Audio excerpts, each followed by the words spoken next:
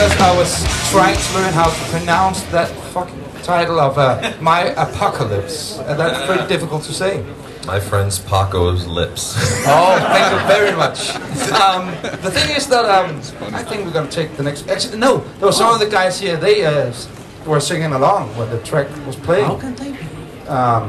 They must have been on the internet or something. Well, this was released to iTunes a couple, 2-3 weeks ago. Oh, that's why. That is why. That's iTunes. This is one of them. That's why. This one's been out there, baby. Okay. But if you want it to sound good, buy the CD. Yeah. That's what I say. Okay. I agree. Next question. Yeah, hello. I was just wondering, with the release of Death Magnetic, how much of it can we expect to hear live? Is it going to be like after St. Anger with just a couple of tracks, or more like Black Album with basically half the album being played live? That's what we want to get to. That's what we discussed quite a bit too.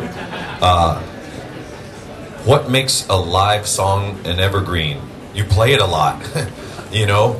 And what we want to do is, some of these songs we've already written with a little bit of live in mind. You know, especially the opening track with the intro and all that stuff. You know, get back to that vibe again. And there's 2 songs that we've been playing live already, Cyanide and The Day That Never Comes, and they both feel like they belong in the set, and they will be there. And we will, on this next tour, continue to infuse the new songs in and see which ones feel best live.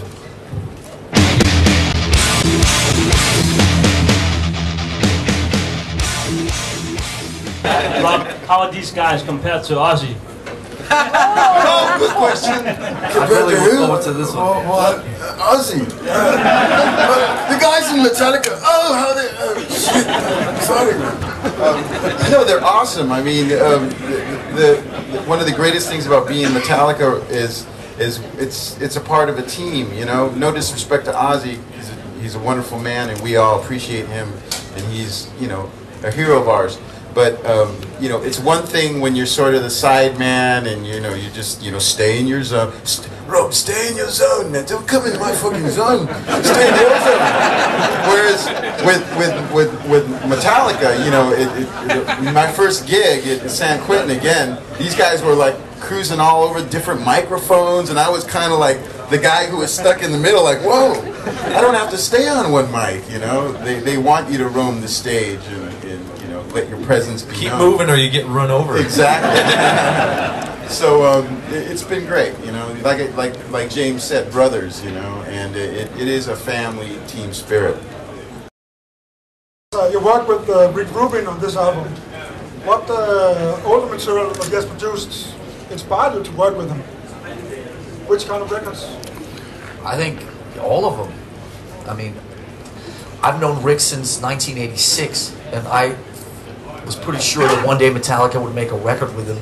You know, from the Slayer records. I mean, I think in the last few years, the 2 System of a Down records that came out in 05 and 06, and the Slipknot record.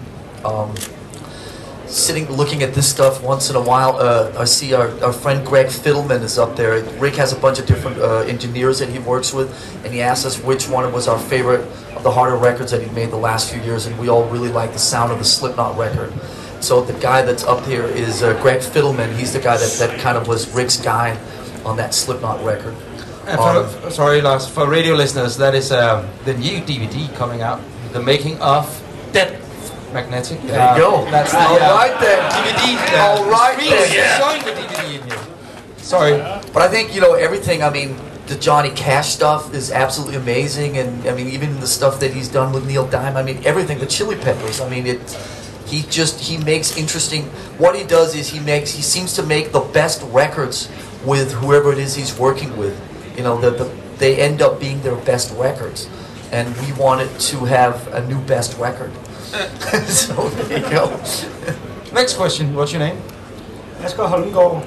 Asger, besides yourself, who's the best ever rock and roll band in the world? UFO.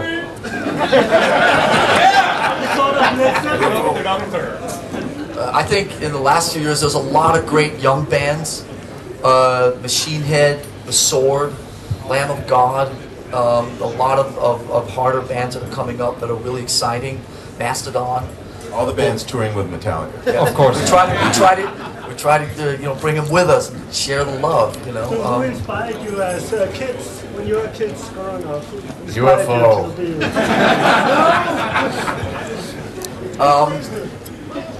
be? For me, it was Deep Purple. I saw Deep Purple i Copenhagen i 73. Okay, 2 gange i 73, i februar og He was there. december. Okay, geeks. He was there holding that same beer. And then it went into, for me, like Uriah Heep and Status Quo and Sweet and Slade and all those bands. And then what was a big turning point for me was in 1980, the Iron Maiden and the Saxon and the Motorhead stuff that started coming out of England.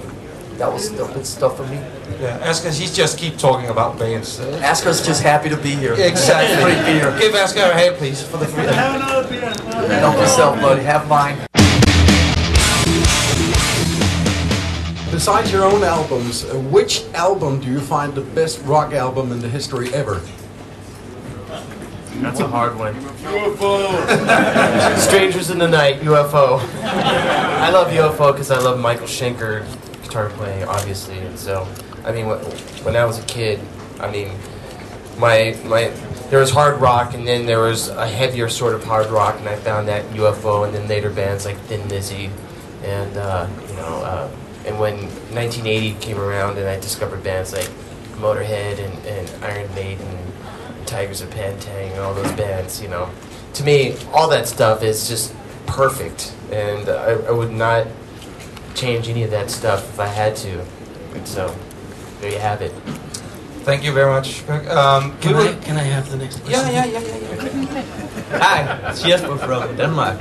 James, do you keep track of how many guitars you own by now? and if you do, which one is your favorite, if you have one? Well, there's a lot of favorites. You know, I have so many ideas on artwork and things I want to do for guitars. And then you get the guitar painted and done up nicely, or inlays, and then you plug it in and it sounds terrible. That's the problem. So most of the guitars that I really like are the ones that are beat up and old, and you know, my favorite is the old Flying V from Kill 'Em All that I used on this record again. You might see it somewhere in there. But that, I have the Truckster guitar from ESP, which I love, and then the Iron Cross guitar. Those three, and along with Ken Lawrence, the Explorer, and